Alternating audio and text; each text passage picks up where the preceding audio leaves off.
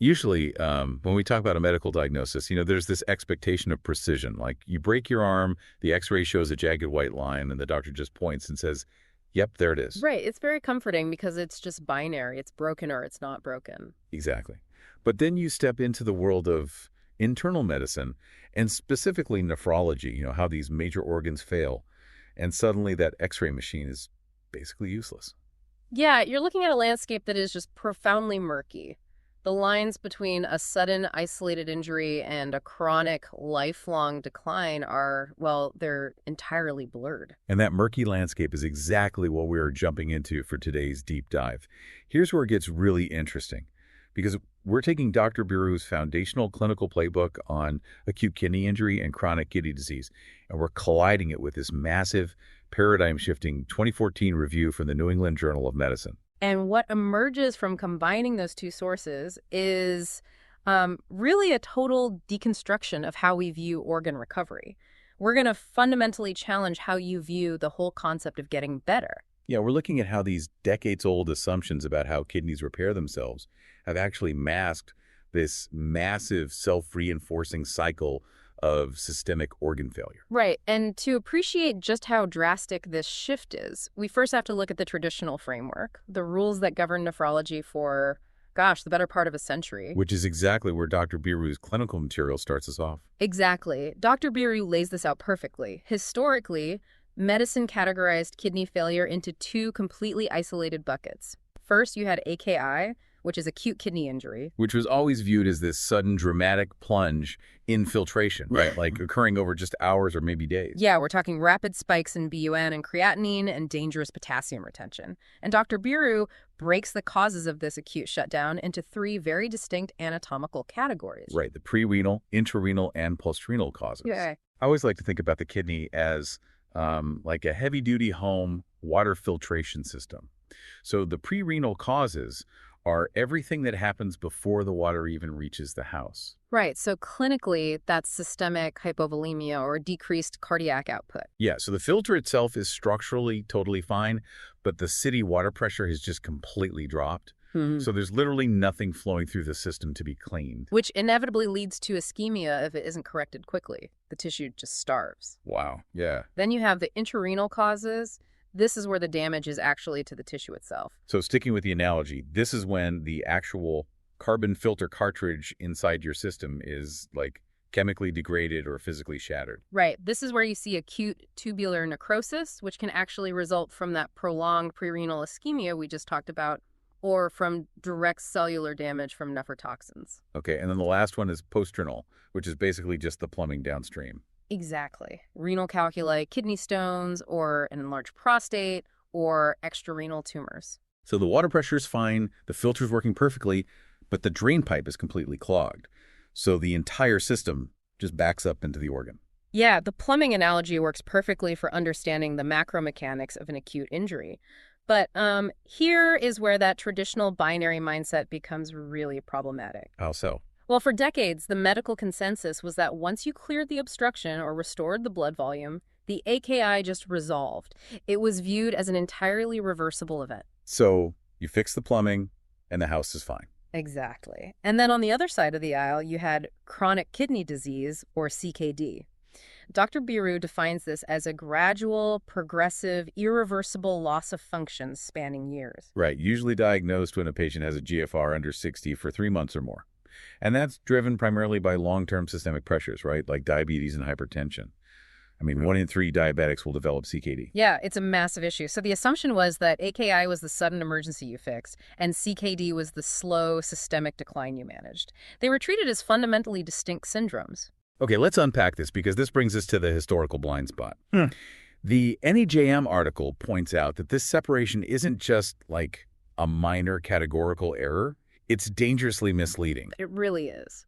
But if AKI was literally defined for decades as a reversible condition where urine output eventually normalizes, how did the entire medical community operate under this wrong assumption for so long? It's a great question. You actually have to go all the way back to the London Blitz of World War II to understand it. Wait, really? World War II? Yeah, so before the Blitz, chronic kidney disease had been recognized in the medical literature since the 19th century.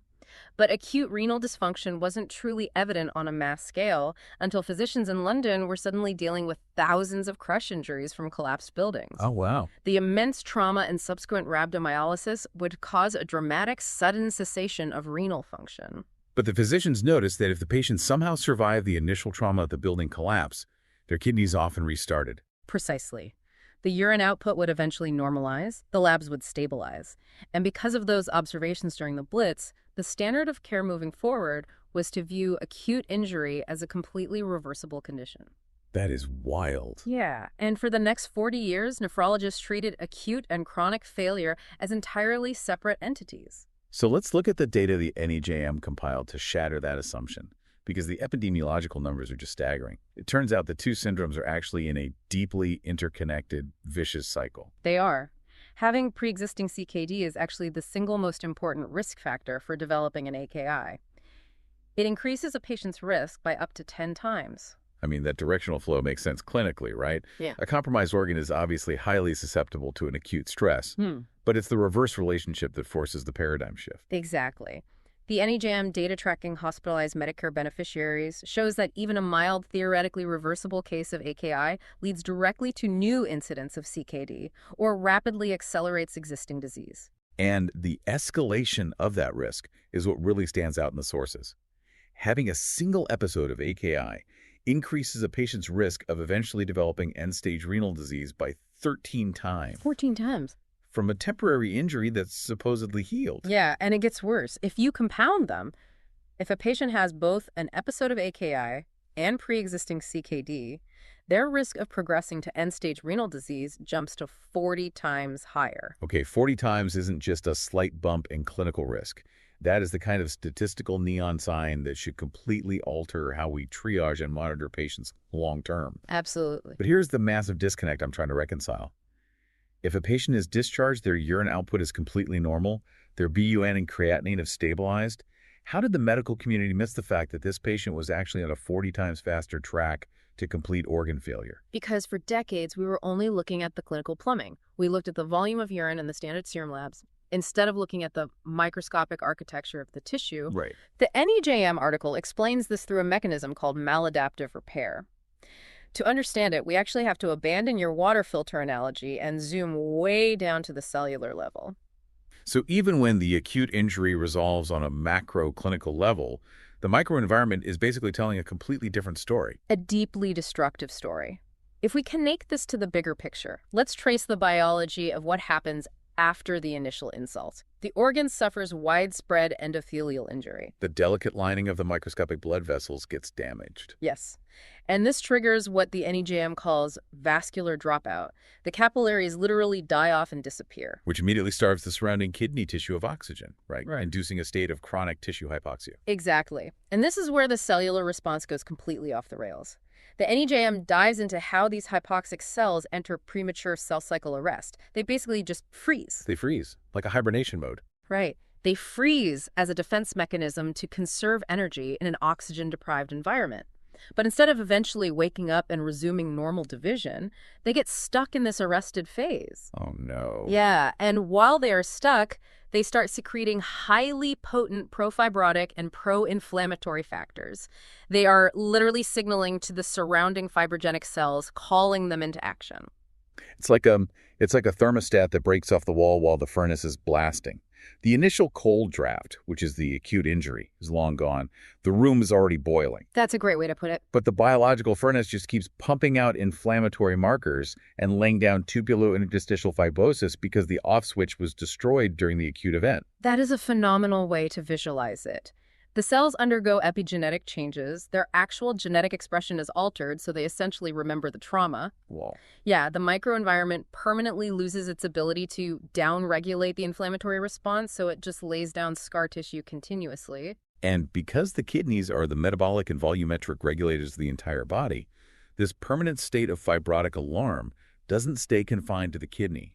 It triggers a massive systemic cascade, particularly in the cardiovascular system. Yes, the crosstalk between the heart and the kidneys is one of the most critical elements of this interconnected cycle.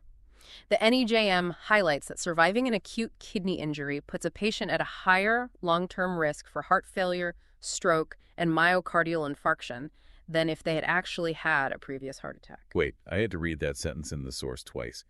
An acute kidney injury is a stronger predictor of a future cardiovascular event than an actual previous heart attack. Yes. The progressive molecular alterations happening in the kidney are mirrored in the myocardial tissue. The continuous systemic inflammation, the chronic fluid imbalances, the profound hormonal dysregulation, it all places an immense continuous strain on the heart muscle and the vasculature. You are literally watching two major organ systems drag each other down. Exactly. So, knowing that an acute renal shock can trigger decades of chronic disease and cardiovascular risk, the actual bedside management of these patients becomes incredibly fraught. We have to look at how medical professionals actually navigate this on the ground. Which brings us right back to Dr. Birru's nursing considerations and clinical math. Because you aren't just managing a temporary drop in urine. You are actively trying to mitigate the exact conditions, like the hypoxia and ischemia that cause that long-term cellular scarring we just talked about. Right. And Dr. Birru breaks the recovery of an acute injury down into highly distinct phases, starting with the oliguric phase. So when a patient is oliguric, they're retaining massive amounts of fluid, right? Pushing out less than 400 milliliters a day. Yeah, and the clinical picture is incredibly volatile. You've got metabolic acidosis, severe hyperkalemia, spiking serum labs. But the true high-wire act for the medical team actually begins when the kidney starts to wake up and enters the diuretic phase. Right, the floodgates open. The nephrons can finally filter water again, but they haven't regained the ability to concentrate the urine. So the patient suddenly starts dumping 1 to 3 liters of urine a day. Which looks great to an outsider. Yeah. I mean, a layman might look at a full catheter bag and think, great, they're cured. But Dr. Birru points out that this phase creates a massive, immediate risk for profound hypovolemia and hypokalemia. The volume depletion can happen so rapidly that the patient's blood pressure just tanks, which completely hypoperfuses the kidneys all over again. Which would cause another prerenal ischemic strike, triggering more vascular dropout, more premature cell cycle arrest, and accelerating the exact maladaptive repair cycle the NEJM warned about. Exactly. The vigilance required from the nursing staff here is just staggering. It requires extreme mathematical precision, which is why Dr. Birru emphasizes a very specific fluid restriction calculation during these phases. You don't just hang a bag of saline and guess. You can't. Dr. Birru's specific formula dictates that a patient's fluid allowance is all of their measurable fluid losses from the previous 24 hours, plus exactly 600 milliliters. And that 600 milliliter addition is fascinating because it accounts for insensible losses. Right. Like when you have a patient in the ICU, even if they aren't urinating, they're losing water. They lose it through respiration, especially if they're on a ventilator. They lose it through sweating. That 600 milliliters is just the baseline replacement for the invisible metabolic water loss just by keeping the lights on. It is the ultimate clinical tightrope. Let's actually pull one of the knowledge checks Dr. Birru uses in the educational material to frame this reality. I love these. The scenario asks, if a patient puts out 2.5 liters on your shift and has a low sodium level of 127, what phase of acute kidney injury is the patient in? Okay, so based on the massive fluid dump and the dilutional hyponatremia, that patient is squarely in the diuretic phase. And catching that dropping sodium and managing that 2.5 liter loss in real time is exactly how frontline providers actively prevent the progression into chronic disease. But, as CKD progresses, despite those efforts, the systemic complications multiply, and it forces providers into increasingly difficult pharmacological compromises. Take the management of anemia and chronic kidney disease, for instance. Oh, right. Because as the renal tissue becomes progressively replaced by fibrosis, it stops producing erythropoietin, which is the hormone responsible for signaling the bone marrow to generate red blood cells. So the patient becomes severely anemic. So the standard intervention, as outlined by Dr. Birru, is to prescribe synthetic erythropoietin drugs like Epigen. But there is a massive catch-22 here. Yeah. Another knowledge check from the material asks what major complication Epigen can cause. The answer is hypertension. You're literally caught between two cascading failures. You have to fix the anemia because the heart and brain need oxygen to survive. But by administering the Epigen, you risk spiking the patient's blood pressure. Which is terrible for the kidneys. Right. Hypertension is one of the primary drivers of further glomerular damage. You're essentially just trading one form of renal stress for another. This is exactly why the NEJM article pounds the table on the ultimate mandate for these patients. It's do no harm. The margin for error is basically non-existent. The imperative is to avoid nephrotoxins at all costs.